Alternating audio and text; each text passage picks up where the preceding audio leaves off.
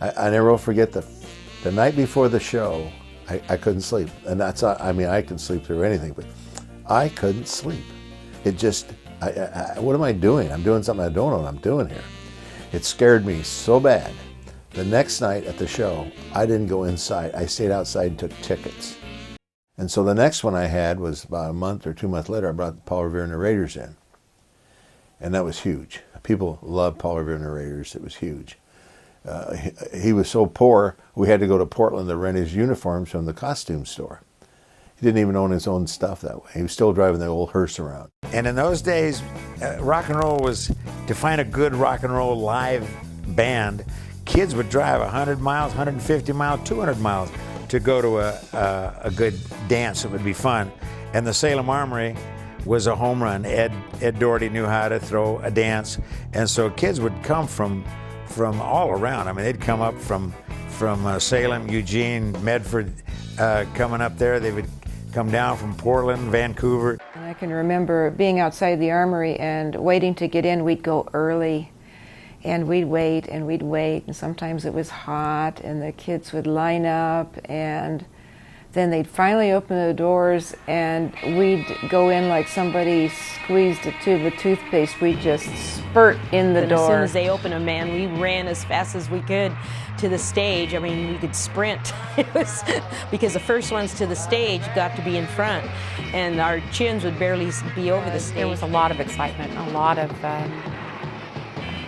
energy there, you know, even before the groups came on. And I can remember a couple of times when the place was totally packed, and I swear you could have lifted your feet and you wouldn't have fallen anywhere. You would have just stayed right where you were because it was so jam-packed. It was the Mamas and the Papas, the Lovin' Spoonful, and the Shangri-Las. And the Shangri-Las opened, you know, with Leader of the Pack, and it was all, we knew the songs.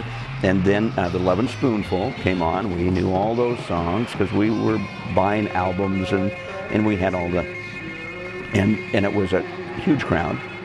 But when the Mamas and Papas came on, they came out and came onto the stage, the whole back of the room just went.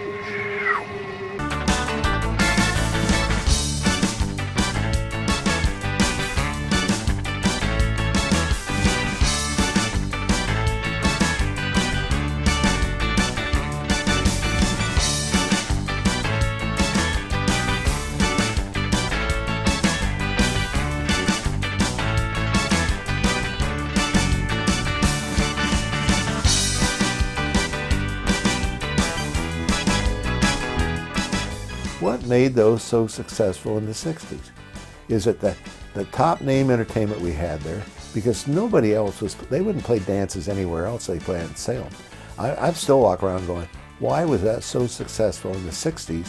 Because the names we had, I mean, where else could you go and dance to Sonny and Cher and where to the Doors? And I mean, it's just one after another. They just kept coming.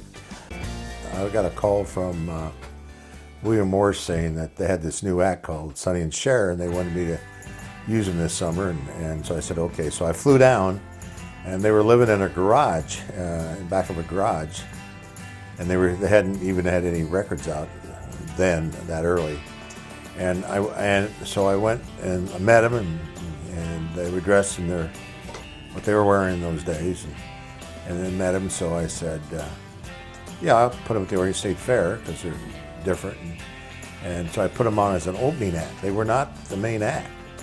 Of course, by that time, I got them here. I Got You Babe was #1, and they were in the top 10. I think there were 3 or 4 of their records were in the top 10 by the time they got here, so they were huge. So the act that was going to be there decided not to come. They just said, hey, they're the stars, not us. The place was full. I mean, it was full. Got some bad press, and but there was nothing you could do about it. And so that taught us one thing. From then on, I never dispersed more than 3,200 tickets before a show. But that one was just huge. James Gang was just huge.